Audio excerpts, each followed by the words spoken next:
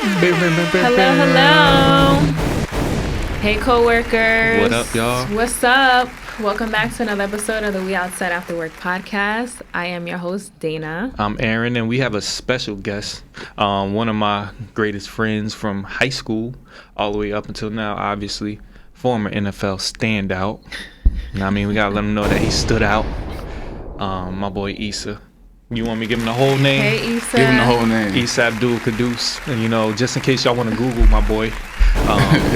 Former Miami Dolphin. Yeah, we're gonna get into his backstory. I'm just saying, Are you still that's doing my intros? squad. Okay, go ahead. That's my squad. Shit, you know, I gotta represent. Beautiful intro. But I appreciate y'all having me here. Yes, thanks for joining us. We're excited to have you today. This is actually gonna be our episode 10. So this is a milestone for us. We out. Yeah, and then we're going to start with our Patreon and doing like exclusive detailed content. So guys, if you want to listen to us twice a week after this episode, you can once we drop the Patreon. So welcome, Isa. Thank you for joining us. Thank you for having me. Okay, so guys, well, if you don't know, our intro and icebreaker is hot takes. So we start with 2 questions that we kind of just ask to break the ice a little bit and make you comfortable. And the first question is going to be, should you become friends with your ex? I believe. Yeah, we'll let you go first. I like the effects though. That was hard. Yeah, that's our engineer. Drop a bomb for Marvin. Oh, you got the extra bomb. But I think you should be friends with your ex. I feel like it's somebody that you spent a lot of time with, somebody that knows you personally. So I think if you can, that you should try to transition a relationship into being friends. I haven't been successful in every one of them, but I've always at least tried. Okay.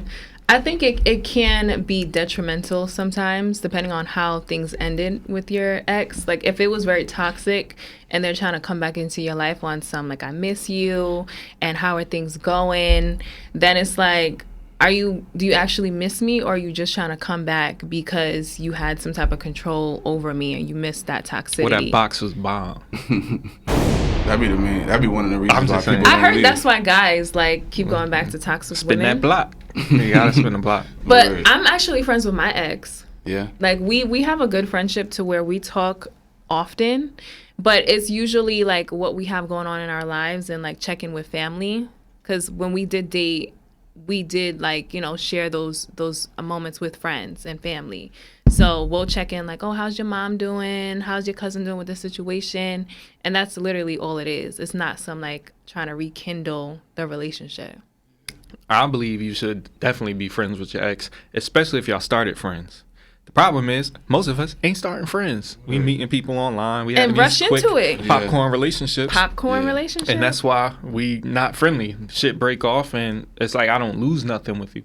If I done spent my life getting to know you, or spent years of my life getting to know you, and then we part ways, especially if it's amicable. If it's like I didn't cheat on you, I didn't like nothing crazy. If it's amicable and things were copacetic and you miss that friendship, I think it's okay to transition back into the friendship.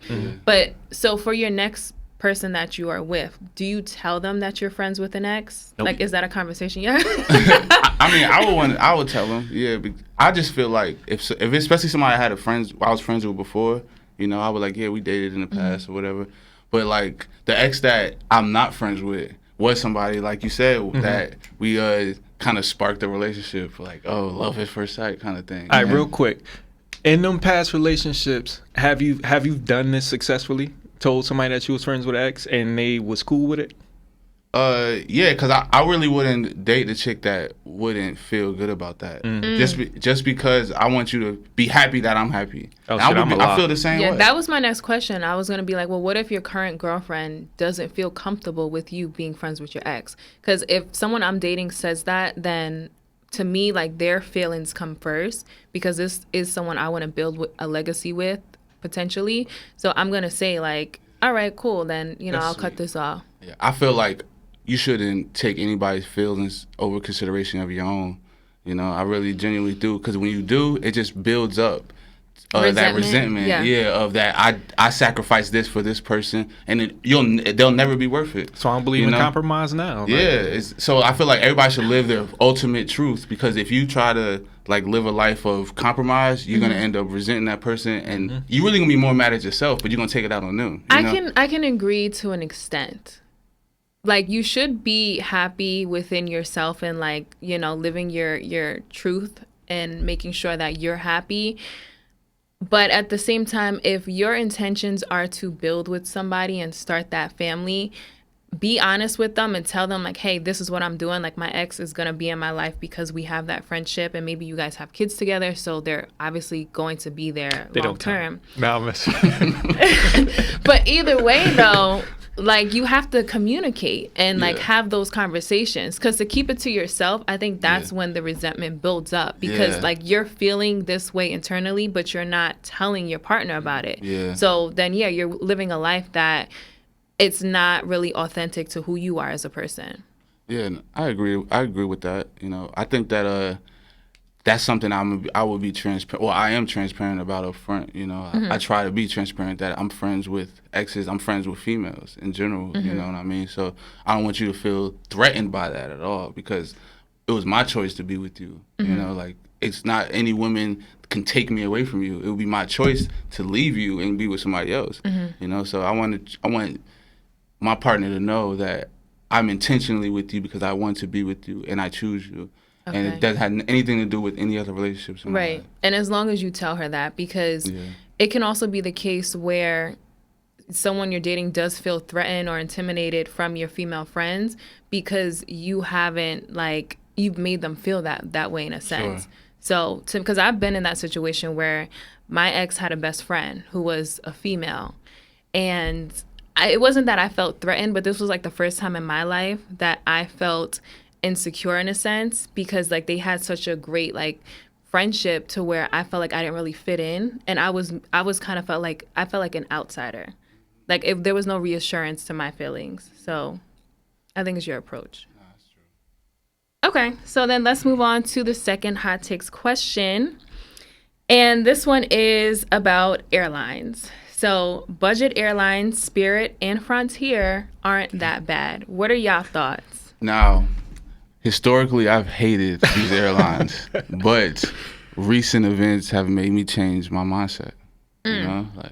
So what made you hate them though? Like, have you taken? I've never taken a Spirit flight or a Frontier flight. I flew Spirit one time. Well, no, I flew Spirit a couple times. But the first time I flew Spirit, I was flying like from New Orleans to Dallas, and that's where they really get you, because Spirit has those flights from cities to city that you would never even like imagine that they would have that. It's like a nonstop flight. Okay. And I hate having to stop, so I went on Spirit. The first thing that gets you is that they charge you for every little thing. I heard that. Every little thing. Literally. Like, and it was just like, God, that's terrible. The second thing that got me was that when I got there, the sky was blue. It was just beautiful. Like, it was just the best looking day I've ever seen in my life. Looked up the weather in Dallas where I was going.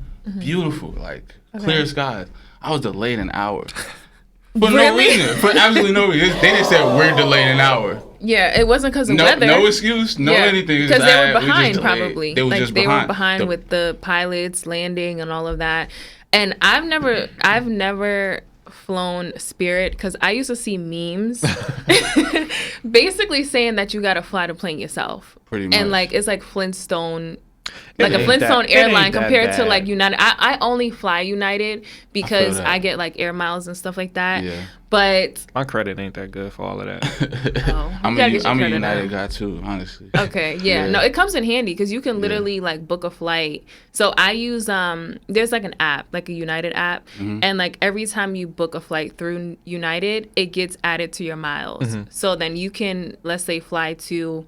I flew to Miami in June for free, not free, but using my miles. So, me personally, I'm in AC, and Spirit is literally in AC. Frontier, all of that shit. Oh right, man, I get a penny flight, go to Atlanta for $30, go to Orlando for $30, like $30. So yeah, I'm paying for bags, but what is that? Extra $40? Like, you saving bread. So Are you really though? Because Listen, now I'ma you're be- delayed. Like everything is pushed back. I've never been delayed on my Spirit flights out of AC, so I can't speak for that. You can't speak for I everybody. also like Issa. I don't like layovers. I don't want to sit I there. hate them too. I had a layover I'll in pay Iceland, extra. and it was like, what the fuck I'm in Iceland for? Where you was going? I went to Amsterdam. Iceland. Iceland was gas. I wanted to go, like I Yeah. wanted to leave, but then the layover is like an hour, so you can't even you leave. can't even do anything. You Yeah. just leave fucking the stuck. airport. Like, Yeah. so no, give me a direct flight. Yeah, give me a I'll take my little nonstop. Spirit, but you gotta go to the airport. This is a little trick. I go to the airport. You gotta ask them, if I can get a penny flight, and they'll give you a flight. You just pay the taxes. So Wait, what's a penny flight? I've you never basically heard of that. paying a penny for the flight, and you pay the taxes for what the flight is. And that's only on Spirit. I don't know if it's only, but I know that's what it's we do only on on AC. Spirit because I've never heard that before. So you go to the desk? You go to the desk.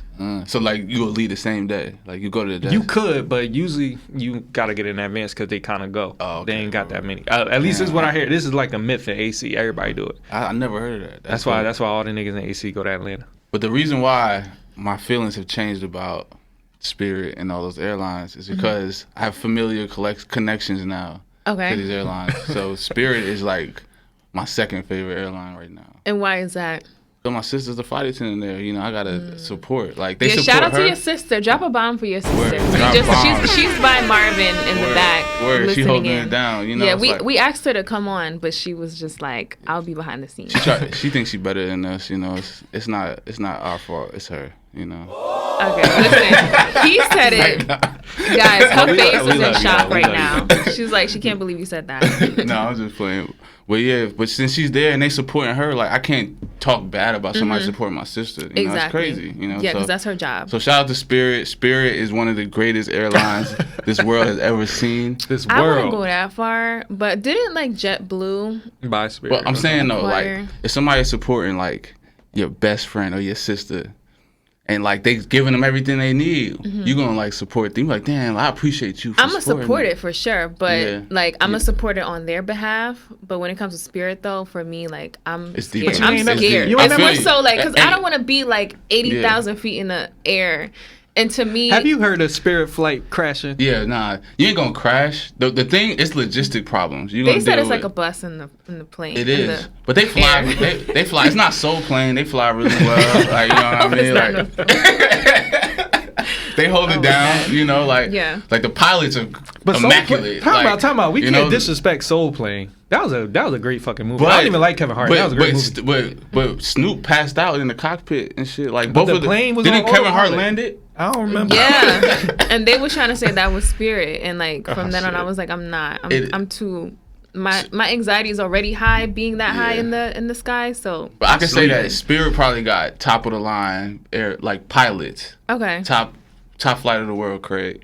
But when it comes to like everything else, you gonna hate it because they charge you for every little thing. I heard that, and yeah. So we're just going to ask you some questions so that our viewers can get to know you as a person.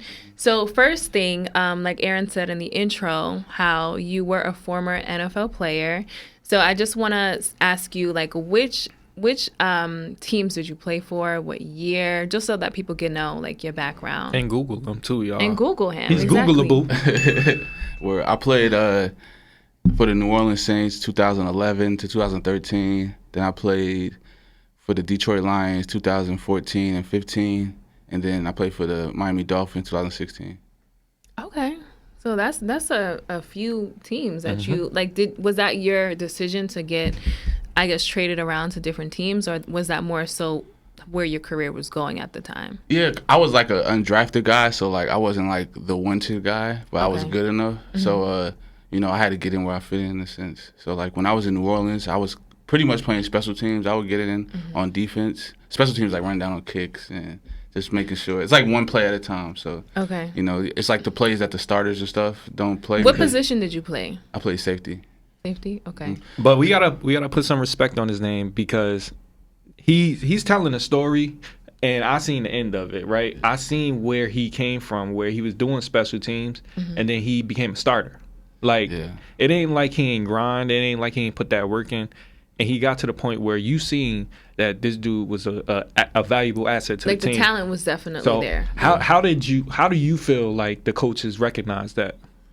I feel like it took like At first, it took like showing up in the games because I wasn't even getting in practice. You know, like when I was like 2 teams. When I was on New Orleans, when I first got there, you know, like the starters would get all the playing time, all the practice time. They didn't really care about developing me because they gave me a $5,000 signing bonus. This guy's on the team with $5 million, $50 million signing bonuses. You know, so like I was just like an afterthought. So I would go into the game and I would go make a splash play. You know, I would go and make a big hit or go and force a fumble or something like that. So I would like just show to get seen, basically, and like show them that like I'm just as talented, but I just so happen to be, you know, I don't get as many reps. You know, so like I'll play well in the game, and then that following week they'll see that and they'll give me a little bit more reps in practice, and then that'll make my level, like I'll go up to the next like second or third string, and then I'll go out to the next game, I'll end up playing well. So it just ended up like the main thing that really was when I wasn't good at something, I just made sure I didn't do it wrong twice. That was like the main lesson that I learned there was like, okay, when they teach me something, I have to make sure I respond immediately. To show them that like I know what I'm doing. Like I just gotta make that mistake once and that's all it takes. Yeah, because that's what I seen most of the guys cut was that the coach will say, hey, you need to get better on this, and then they'll continuously make the same mistake. But I understand that because if I'm another coach watching you make the same mistake, then I'm going to make sure I draw up a play to make sure you make that mistake, you know? So I just try to, like, validate my way on the field. But every time I'm on the field, I'm just making sure I'm not making the same mistakes. I'm doing my assignment. I'm making plays. I'm hustling hard. So that went a long way. You're doing exactly what they asked you to do, which has helped your career because you've been on, like, multiple different NFL teams. So Aaron did add a question to what we were going to ask you today. Because you were a pro athlete, what was the dating scene like? And this, guys, this is from Aaron. This is not from me. We got to know. I loved it. Like, what was your experience? Do you feel like because regardless of like your position on the team, maybe it wasn't the top, I don't know the damn like play like positions and stuff.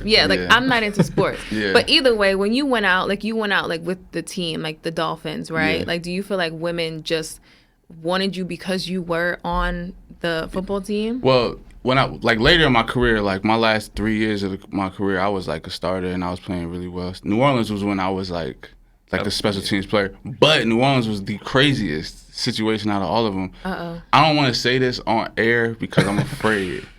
Fully afraid. Oh shit! But New Orleans women in trouble. Are scary. What makes them scary?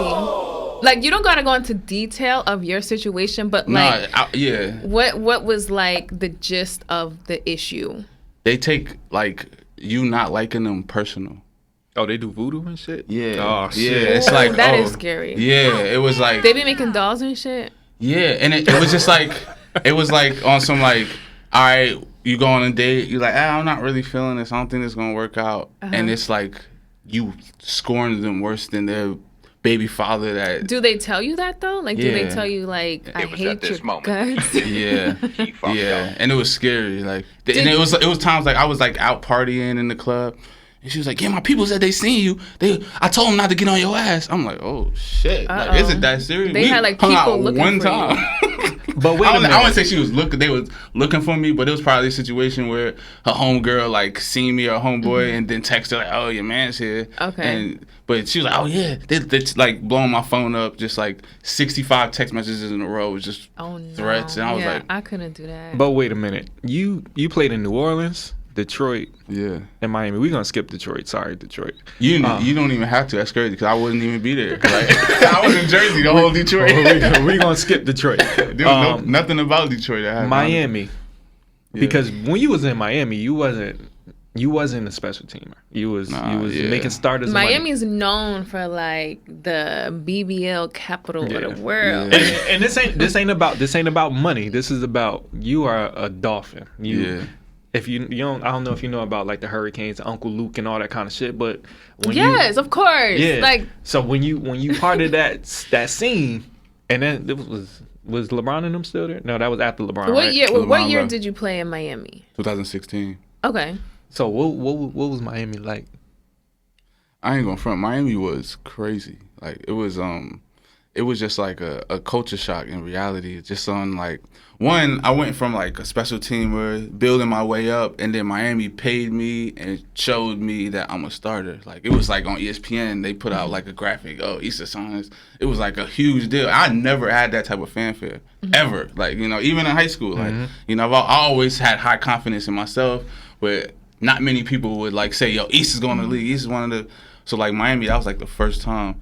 So it was just kind of like, you know how they say like, don't sacrifice your life for your dreams. Just always live your life. That's what kind of, it was like all right, I expected it to feel like this, but I feel like this. So it was like kind of like a gap, you know? So did you have like fans running up to you and like ask for autographs and stuff like that? I mean, the worst part was the people that I was already cool with, how they see me different.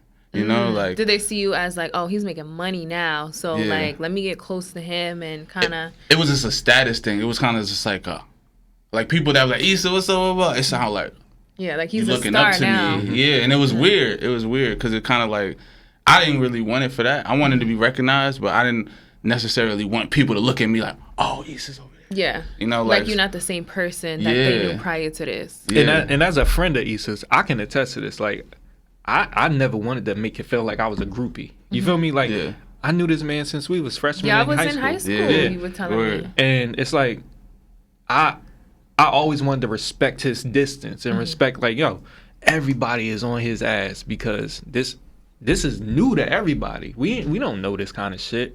But at the same time, you want to respect the man.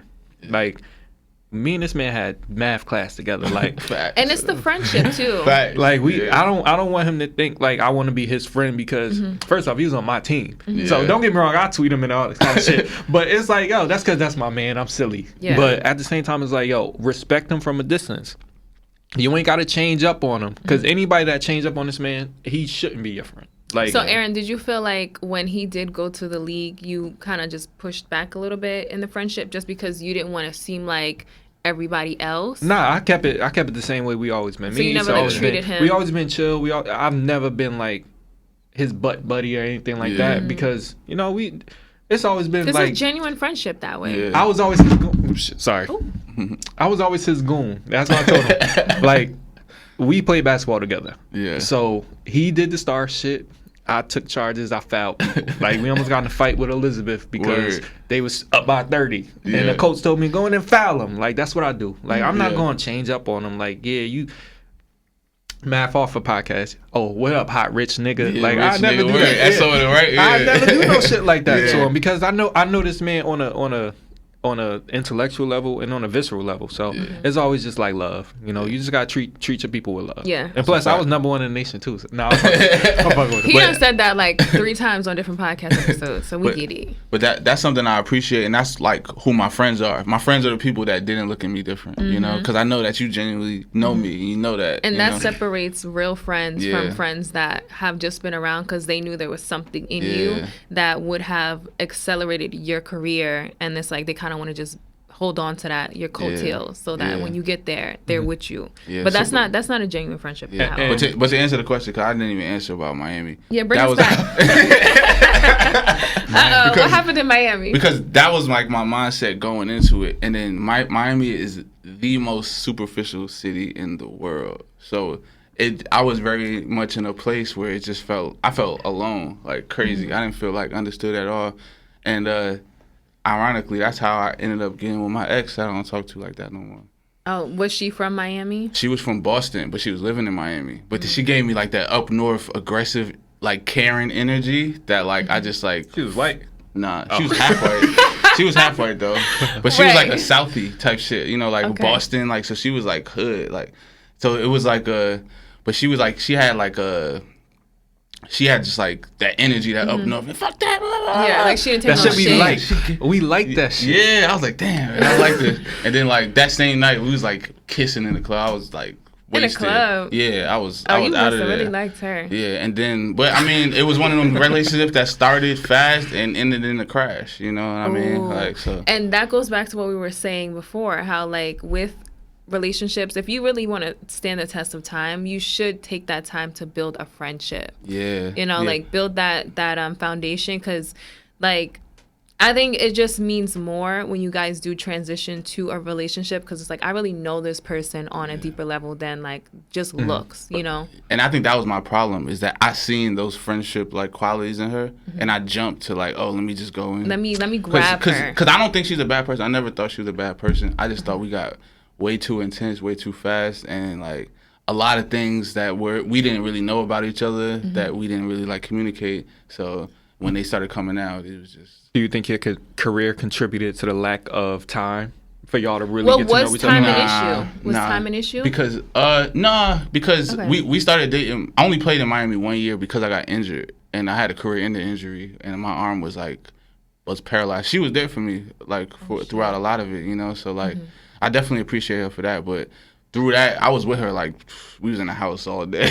You know what I mean? Like, spending that time, quality time together. Yeah. Okay. So, like, we definitely, it wasn't necessarily a time thing. It was just like I guess a way we viewed ourselves and viewed our relationship, viewed our world, and viewed our mission. You know, we never had that conversation. We just, like, agreed on a couple things. Oh, you see things the way I see things on these very, like, few things. And we're going to build off of that. Yeah, but we didn't really, like, tap in and say like, oh, maybe we've probably been great friends, but we didn't really get to tap in to see like, oh wow, maybe a relationship wouldn't work. Yeah, maybe we should a just friendship be friends. would. Yeah. So can I ask Dana a question real quick? Because he said something that's really interesting, like our world views and whatnot, right?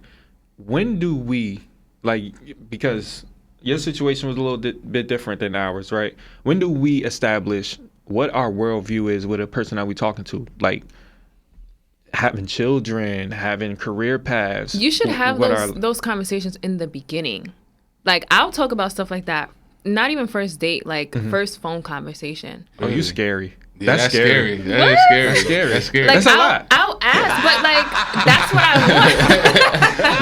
want. I think the reason why it's scary is because like it's we scary. don't know if we like each other yet, and we're talking about like but that serious doesn't stuff. just because I'm saying this stuff to you, that doesn't necessarily mean like I'm projecting it for you as well. Like, I'm telling you what I want and what my intentions are, because like recently I started to date with the intentions of having a husband.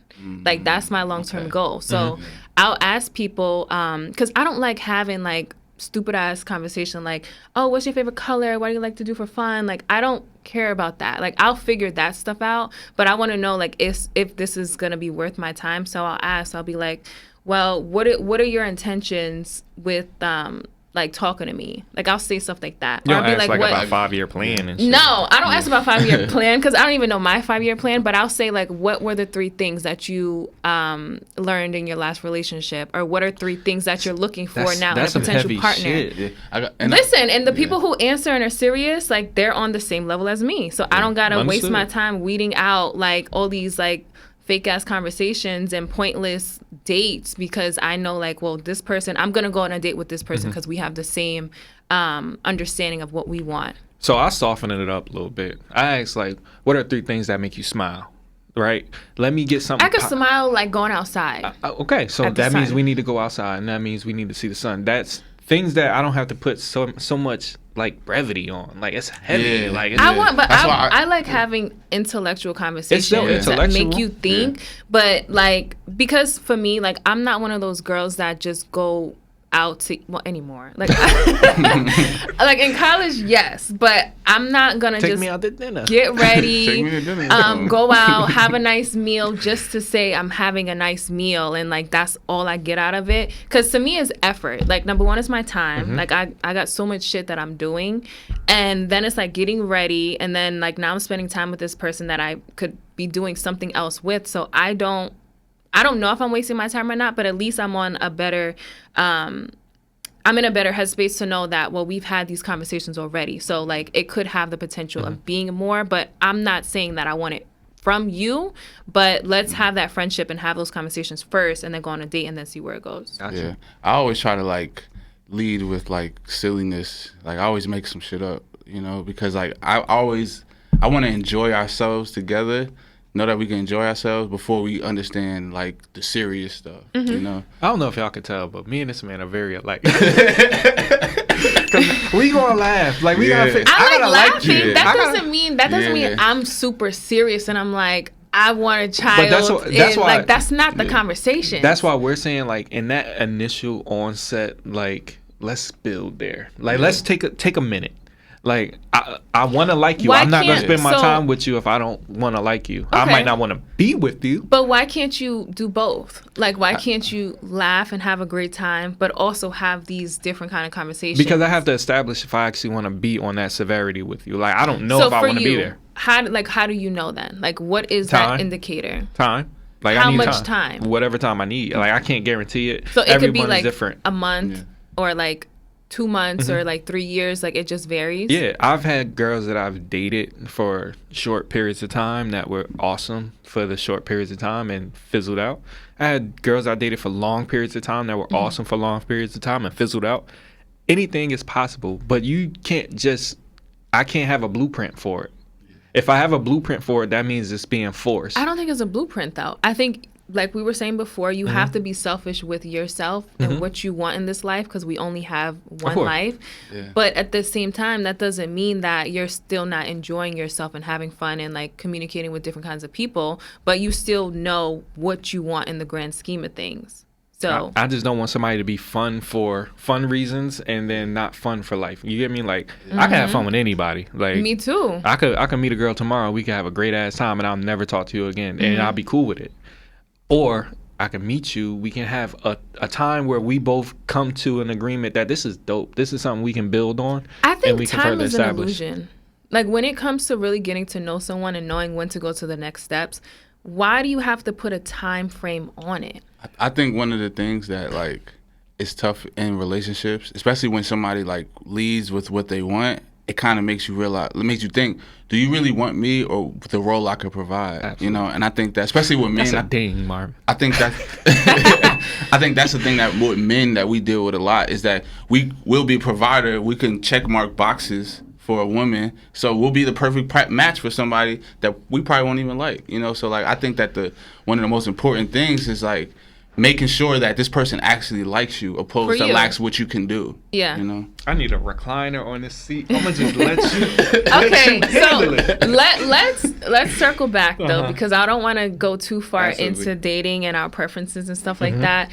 Because Isa is here as a Absolutely, guest. absolutely. So Yeah. I want to just get back into something that you mentioned with your ex. Was she was always there for you around the time you got injured.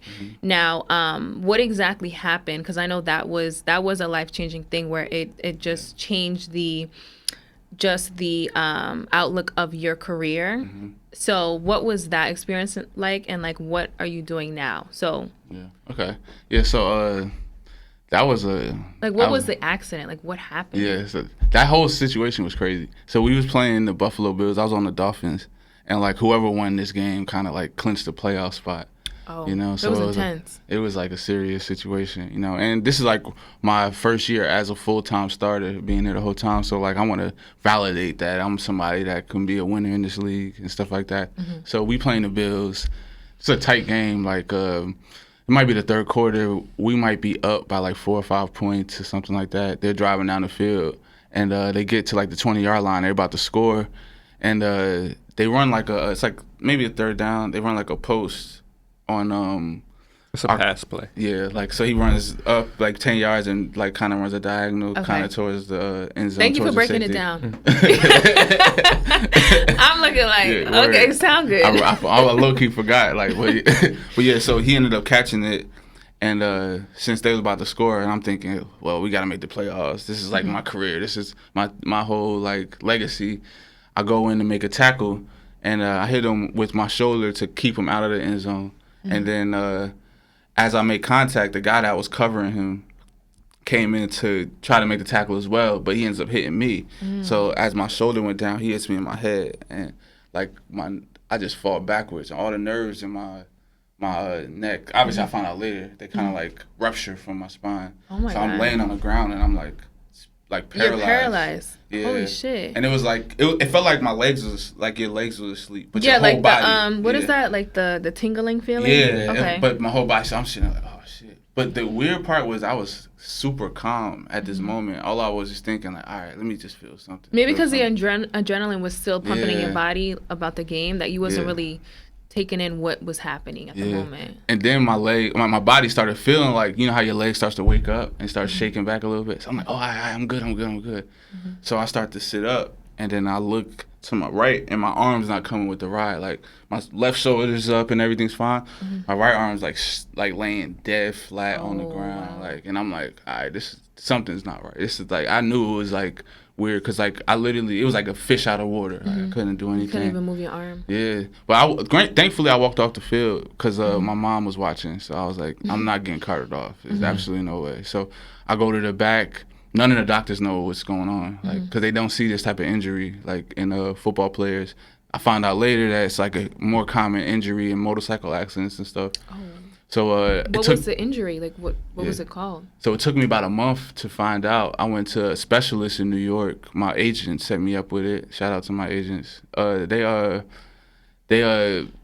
was a specialist. It was weird. It's odd timing, you know. Just like that month, a doctor opened up a wing in a hospital specifically for my injury. That's not even that common. Wow. You know, look at God. Crazy. You know, so I go do some tests. He's like, oh, you rupture your brachial plexus, which is your nerves that control your arm. Control your arm. And it essentially took out my C5, C6 from my neck, and I would have to. My career was over, and I'll have to get surgery for me to get use of my arm back for the nerves that are dead. So they'll do like a nerve transfer from like my chest and nerves that are working. Wow, that sounds very invasive. Yeah, it was crazy. So it was like 13.5-hour surgery.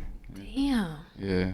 So you know, they told me my career was done and that my arm, I'll probably be only like 75% back to like where it used to be and stuff. How are you now though? Like, is it only 70% movement, or is it like you're good 100% now? Nah, I'm probably around the 75% mark, but I still got a ways to go because I could. There's a lot of rehab I could do. You're still doing rehab and stuff like that. Because all my nerves are firing now. It's just kind of like getting the muscle stronger, doing those patterns again. I haven't lifted my arm over my head in a while, you know, so it takes we just have a physical therapist, Jasmine, on our what was that, episode 7? Yeah, so she's a board certified physical therapist, and she specializes in athletes. So we can exchange like her information because she does like home care. She'll do it like per hour depending on like your treatment. So if you and she need likes somebody, Florida. Oh, yeah. Yeah, she went to school in Florida for a minute, and then she came back to Jersey. But she's in Jersey now. Word. I would love to talk to her for sure. Okay, bet. Dr. Jazz, we got you. Word. Now, as somebody I'm a Dolphins fan, so I actually watched that game. And of him getting hurt? And I know him. And I'm rooting for my team, who hasn't been in the playoffs since, 2011? It's 2008. 2008. Before that. So I'm rooting, and I'm watching. And we won that game, right? Yeah. So I was numb. Like, it just. Did you try to like call his sister or somebody and see no, like, how he's because doing? I'm sure he dealt with a lot of that. Like, it was just another number. I don't know if that would have mattered. I'm not gonna say it wouldn't, right? Oh, yeah, I don't know. It was hard to watch because when you watch it, it don't look like nothing. It didn't look like it was that deep. You seen him get off the field, and I think he was holding his arm, I believe. And you just think, all right, come back. Is there a clip of that on YouTube? Okay, Yeah, I'll link it below so we can like. Maybe we should. Yeah, I don't know. It's up to you. You could. It doesn't matter to me. But I remember even when the contact happened, I had no idea. It wasn't until I got to the back, the doctors told me, "Oh, X hit you in the head," because I just thought I tackled him and like I didn't know at all. Maybe you thought it was like a concussion. Yeah, I was like, because I specifically remember him hitting him with my shoulder, but then I remember like the reason why I fell was because I got hit in my head. I'm like, I didn't hit him in my head at all. You So know? was it the fall on the ground that like fucked up your arm, or was it the hit in the head? It was a combination of me making contact with him with my right shoulder and my teammate making contact with my head. So like, my head went this way, my shoulder went down, and like all the nerves. And it just all like ruptured and pulled out. Yeah. God damn. Yeah, it was hard. I know it was hard for his family to watch because it was hard for me to watch as a friend. And it kind. I don't want to say it breaks my heart and be all dramatic, but it really did. Like, because you knew his aspirations, right? Being and a close friend. I seen where he came from. Like, undrafted in the NFL is not easy, and he didn't get undrafted out of Texas or Alabama or no shit like that. He got out of Fordham. Like, you ever met an NFL player from Fordham? Like, he put in that work. Yeah. Like, he was somebody that really had love for the game and all that shit, and it's unforgiving. Mm-hmm. But at the same time, I don't think he got any regrets from his moments. So I do actually want to ask you and segue into the next question. Like, did you have a backup plan once they told you, like, listen, your career has to come to an end because of this, like, really serious injury? The one thing about that moment, which was bittersweet and which was so weird, was that, like, in that moment, like, that's why when I was laying on the ground, I said I didn't really feel like I was, like, kind of calmer than ever, was because it was, like, you seen Any Given Sunday? Have you seen it, the movie? I haven't Jamie seen Foxx was in it. LL Cool it. Is it a sports movie? Yeah. I haven't You probably seen didn't it. see it. It's But, okay, like, because I never watched, like, Little Mermaid and shit either, so I understand. but, like, That don't mean I watch Little Mermaid. You watch girl movies, I watch boy movies. No, that's not even a thing. Like, a good movie is just a good movie, regardless of, like, if it's a male or a woman, like a romantic comedy. We can have this conversation. We'll talk about it another time. It's about you, Isa, because, like, Aaron tried to get me started, but we're not gonna talk about that. So, Any Given sorry, Sunday. go ahead. But yeah, Yes. but so, like, it was a scene in Any Given Sunday where, like, Lawrence Taylor was an older player who like, he had to, like, get a certain amount of tackles for him to get his bonus incentive to, like, you know, ride off into the sunset. He got like $1 million for his bonus. Okay. And on the play that got his bonus, he got injured, and they, like, carted him off the field, and he had this, like, I got my $1 million kind of moment. And, like, when I was laying there, that's how I felt. It wasn't the money part. It was the fact that I wanted to go to the NFL and be a starter, be a successful starter, like, make the playoffs and actually, like, be an impactful player. Okay. And in that moment, I kind of, like, felt that completion. You know, like, I didn't necessarily know my career was over because I planned on playing the next year. I didn't find out till, like, a month later. But it was just that moment of just, like, peace of, like, I did everything that I said I wanted to do in this game and in this sport. So, like, as much as more as I wanted to play, that I can't have a regret. You know, I literally did I crossed every box that I wanted to in the game. So, like, after the game, I had the main thing I was more, like, missing was the, like, mission, the idea of working towards something, idea of, like, moving and, like, saying I'm motivated every morning to go get up and work towards this goal. And when I had to, like, restart that and reset that because I had that energy, like, you had a routine. You had a routine every day. So, like, how did you feel when things changed? Like, what was that new routine? And as far as, like, the financial piece goes, like, did you have a backup plan as far as, like, next jobs that you wanted to get into, or? Thankfully, financially, I was fine. Like, coming into that Dolphin season, that would, like, kind of set me off. That's what was one of the things. That was one of my goals, really, going to the NFL, was that I didn't want to leave empty-handed. The huge narrative is NFL players go broke, you know? So, like, I wanted to go and leave it with a nest egg that I could set up the rest of my career and stuff. So, thankfully, I didn't have to deal with, like, financial issues. And then since my injury was so traumatic, I got disability from the NFL and stuff. Okay. So thankfully I have all that. So now it was more of, like, a passion thing. What do I want to do? What do I care about? You know. So what do you care about? Like, what do you do in your free time, and how do you spend, like, your days when, you know, like, you're just trying to figure out, well, I'm not working anymore in the NFL, but what do you do to fill that time? Well, one of the main things I do, like, at this point, is just find different ways to protect my money and invest, like real estate, doing businesses and stuff like that. But my passion to what I'm gonna do to, like, moving forward is I really want to help, like, kids. You know, I want to give back. Like, I want to tell stories. I want to be able to, like, I feel like I got a vantage point that a lot of people didn't get and a lot of kids want to get to. So, like, kids listen to me a little bit more than they'll listen to, like, an average adult. And I want to really just kind of, like, instill, like, a mentorship program where kids get to have, like, a positive person in their life that helps them understand how to be successful, because I didn't really have that in my life. I was figuring it out day to day. So do you want to, like, start an organization or a foundation? Yeah, a nonprofit. Like, okay. Well, you got two people here that's willing to contribute to that. I appreciate I'm that. actually a part of a nonprofit. Yeah. Like, I'm a member of the National Coalition of 100 Black Women, and they do have a mentorship program where they go to schools and show like high schoolers, like how to prep for college and like things to apply to get grants and stuff. So like I think it is important to volunteer your time to help the up and coming generation. So yeah, I want to do it with football, you know, because like, you know, your cousin is doing big things at Hillside, you know, so like my mindset was that like with football, the information that I needed to be successful was kind of like hidden, like from you. I didn't get it until I got to the NFL. You know, my college was very similar to my high school. The coaches are very like exploitive. They were kind of like using you to leverage a job opposed to like really caring about where you go. So you know? I don't know how true this is, not to cut you off, but they're saying now that the NCAA has allowed like college. NILs. Okay, so college athletes to get paid now.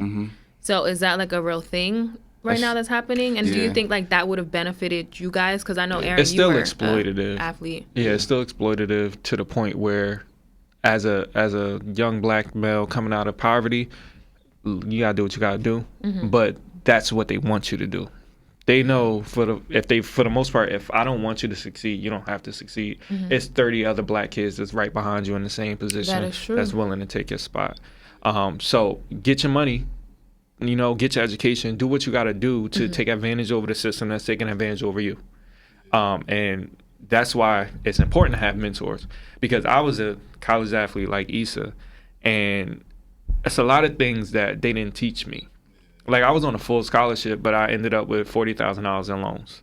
Like that don't make sense. That doesn't make sense. Right? But that's because they take advantage over you as I wouldn't even say impoverished, because I wasn't necessarily in a situation of impoverishment, but because of how they want you to manipulate getting more money from the state, they was able to get me on some student financial aid shit.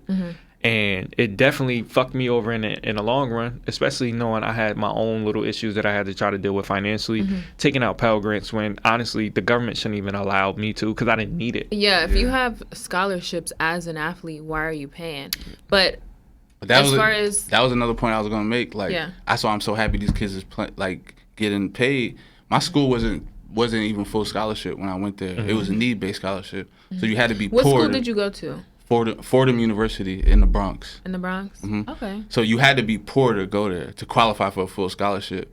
But the worst part about it was that they didn't feed us. Like a meal plan wasn't mandatory. It wasn't until 2 years I got out of college that athletes were mandated to have meal plans. Yeah. You would think though you guys would get that from the beginning because like you're working hard and you're going to these workouts and stuff like that. We'll have a 6 a.m. workout where they'll kill us lifting weights, running, and we won't eat till 2 p.m. because we don't have money. We don't have anything. Yeah. They know that we don't have money because the only reason why we qualify for a full scholarship was because we didn't. Poor. Exactly. Yeah, that's fucked up. So like it's to exploitative. Me, that's why I'm excited. I'm happy for all these athletes to be able to like make some money. I think about the guys that peaked in high school and we always make fun of them, but you should be able to profit off of that. Exactly. If you are helping a local economy make money, you should be able to make money based off of that. Because the coaches for these universities, like they're making like millions of dollars, right? Getting filthy rich. Head coaches in high schools are getting filthy rich off of these players. And then they take the players and they sweat equity, and then they use it for their own advantage. Exactly. Like, what actually did you do for me? Like, I'll give my coaches in college credit because I needed like hands-on, and I don't want to brag. Now I'm not using this moment to brag. So I do, ahead. but my coach was hands-on with me, right? Because I needed literally, like I was by inches. If I do this, then I go to the next level. Yeah. So my coach, for me and my other teammate Isaiah, we were actually like really good. And Isa actually reminded me of this as he was telling his story, because little do y'all know is I also lost my career in track. Olympic Was year. it because you got hurt, like an injury? I got hurt. I was number one in the nation this year. I remember that, it's not.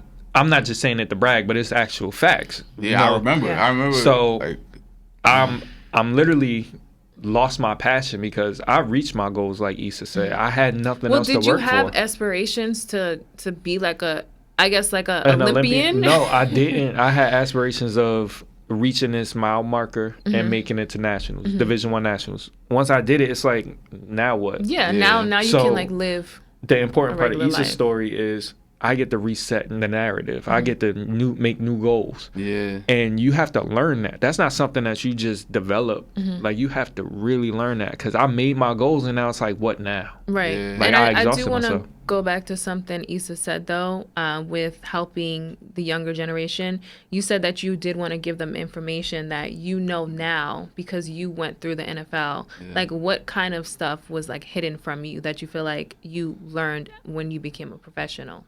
I'm sorry, but could we like pause? Can I answer that question? I have to go to the bathroom because I gotta go to the bathroom. Like, I can.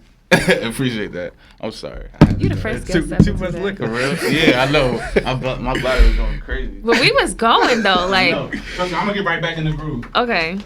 Well, I feel like the intellectual part of the game of football is privatized, especially in New Jersey.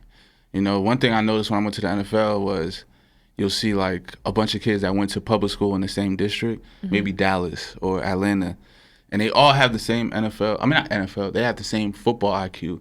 They understand what cover 4 is, cover 2. I know you won't know, but there's these very basic principles and coverages in football that you play from mighty little learn school from through a child. yeah, Okay. you know, so but it's the same thing. So it's the same defenses and it's the only things you can play. But I didn't learn any of that till I went to the NFL. You know, like in New Jersey, it's privatized in Don Bosco, Bergen Catholic, St. Peter's, Prep, you know, they get all the information.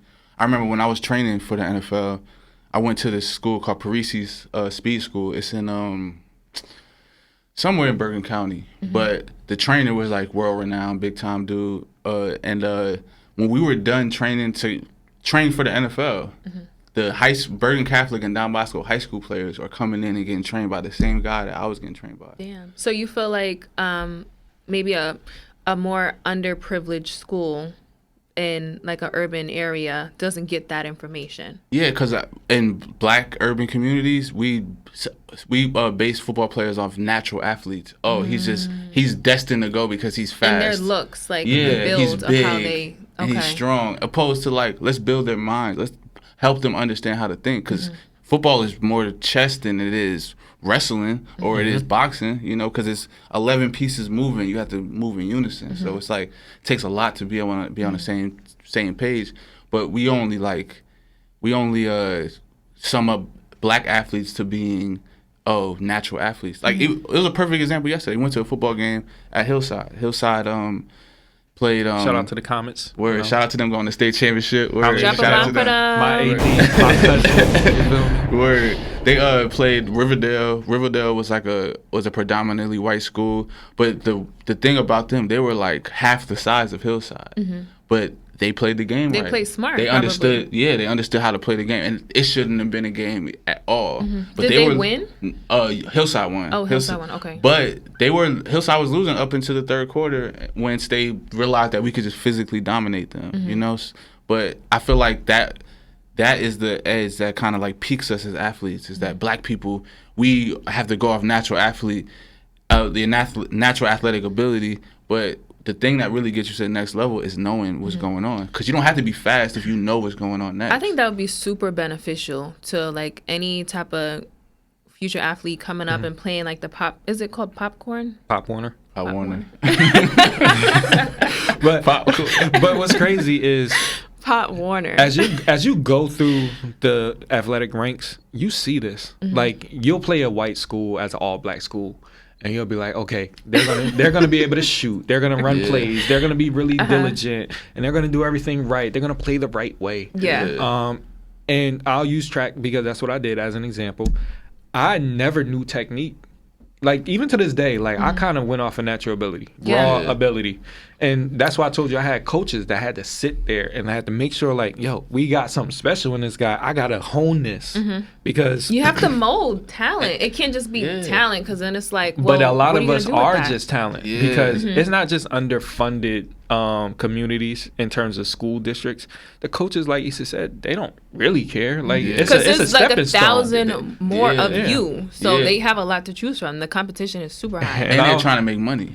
You know? And I always make Yeah. fun of like people on Twitter who, I played varsity sports in high school. It's certain towns where you can make a varsity team and they're gonna suck for the next 50 years. Yeah. But you go, like, we'll use Jersey as an example. You go to Union, you go to Irvington, you go to Elizabeth, you go to Shabazz. Shabazz got like 300 people in their class, but every single person is a capable athlete. Yeah. Meanwhile, you go to Kearney, they might got one capable athlete in 10 years. Yeah. But all those people get to say, I made the varsity team and you didn't. And they'll still probably have a more successful career because they're based on white institutionalized. And they have that, like yeah. all the networking things to get their players. Like you said, like you had an NFL coach or something. Like facilities. Yeah, like training people who were kids. in high school. And it's like, well, do underprivileged other communities have those resources? Yeah. No. And the saddest part it wasn't like they had better equipment, and that's why Parisi's and Bergen Catholic was better and Don Bosco was better. It was because they had better information, and that's the sad part. That was the part that was most alarming to me, was the fact that these people are just getting told better things than we're getting told, you know, and that's why they might go to the same college as I did, but I went there because I didn't have a coach in my corner trying to boost me up. They got there because that was the maximum potential that they had. Well, it sounds like your mission, though, is much needed and it's going to be super successful because, like, you now know the issues that these aspiring athletes face. So they need someone like you. So maybe, like, that injury that happened was a blessing in disguise in a sense. It really was, and I appreciate that. I think the main thing that I also want to do is that football it's a thing, like, but my career is over. I can't do anything with football anymore. Well, physically, you you can still be a part of the sport, but just in a different way. But just like that skill set, like basketball players, they can go play basketball when they're done playing. Like when you retire from the NBA, you could go play pickup and stuff like that. When you're done like football, you're just done. Like you don't play the sport like that unless you go, I'm gonna play flag football next year with y'all. Shout out to the head. Shout out to the head. But like when it comes down to like that, you have to like really like stop and like reset. So I want to build a program where, all right, you done playing football, you might have stopped playing in high school, but I want you to start understand that, look, every one of my friends, most of my friends, besides Aaron probably, is that they play football with. I play football with them, you know? Okay. And we're friends because we play football together. And we'll be friends for life because of that, you know? And oftentimes a lot of my friends have a great job, a great situation going on. Yeah. Whether it's from college and high school. But I'm sure they still have that, like that athlete piece And of them. always And that's why there. I want to be able to instill that back into the kids, that when you're done playing football, your life's not over, and then we're not kicking you to the curb like my coach did and our coaches did. I want you to know that you still have value. You're still part of a community, and I want to build a community of athletes, you know, like starting with athletes really, just because that's the connection point that I have. And from there, I want to just make sure that we just have like a whole situation where you graduate, you become successful, you give back. You graduate, become successful. Exactly, and just because that's the continuously. key. It's giving back to up and coming young people. And that mentorship aspect that he's talking about, while it's specific to athletes, that information piece is so important to every single piece of the Black community because Every it's industry. so much. Facts. It's so much. Like Dana is in tech. How much information have you received in tech that you would have never known?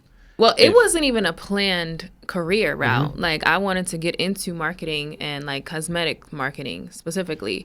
But I learned being in tech that there's not a lot of me, which I've mentioned plenty of times on the podcast.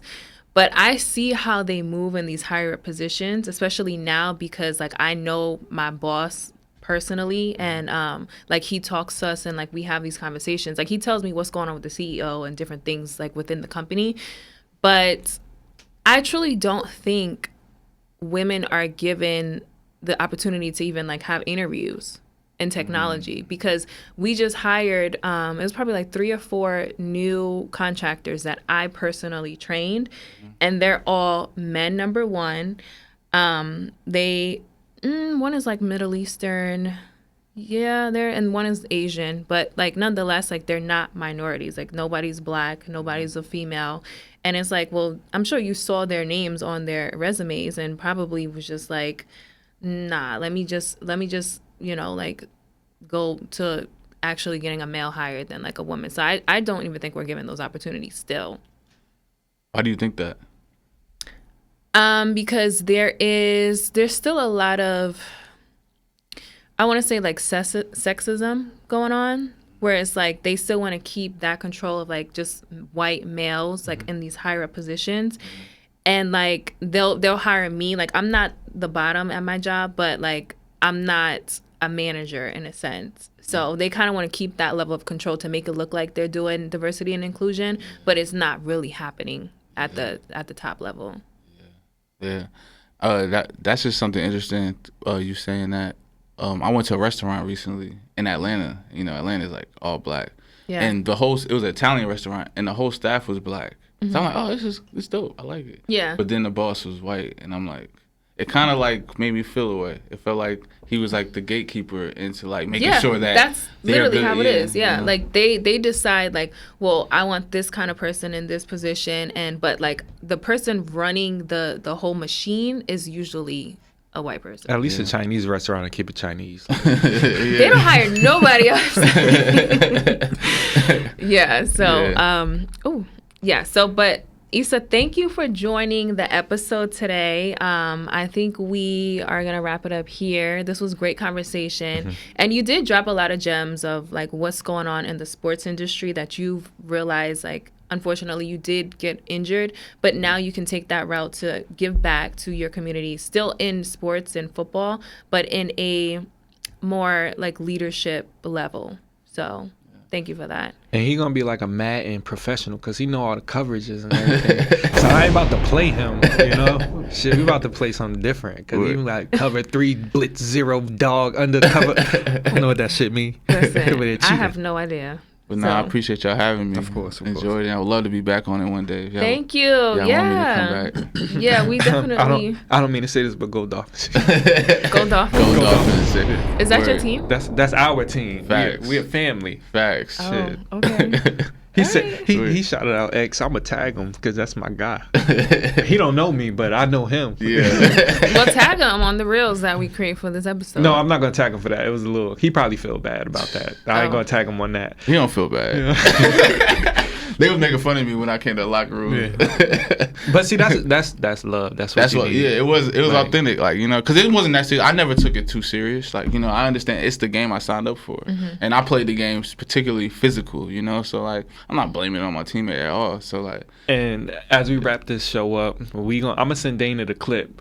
You on ESPN when you hit Manningham, because you know that was the first time my boy was on the TV for real. Oh my God. Well, I can put that in the bio. I'll put that in the description of the video. But appreciate you from the bottom of my heart. This is dope. This is love. Yeah, this was dope. This was lit. Yeah. Like we had a great conversation. Facts. So I appreciate y'all. That was dope. I enjoyed myself for real. Thank you. Now you're a coworker. Nah, facts. Now you a coworker. Hey. All right. Well, guys, thank you for joining episode 10. Again, we are going to drop our Patreon where you can listen to us twice a week, and we talk exclusive details about our personal lives and the nonsense and antics we be doing, because she be. You too. I sit at home and play Mario Party. I don't know. Okay. Yeah. So you say. Anyway, thank you for listening and watching if you watch us on the YouTube. So, and we got to shout out the Gmail account. I got you. No one has sent us an email. I'm going to send an email just to send it since y'all don't want to. No. Anyway, you can email us, reach out to us at WAOWpod. WOA. Dana, we going to get this right. I said WOA. You didn't. It's okay. I got your back. WOAW. Well, then you say that part at the end. I got you. Okay. So hit us up 7 weeks in a row on the Gmail account. And yeah, guys, if you got any crazy work experiences or stories you want to share with us, or if you want to reach out to be on the podcast, let us know. And we outside and we out. And we out.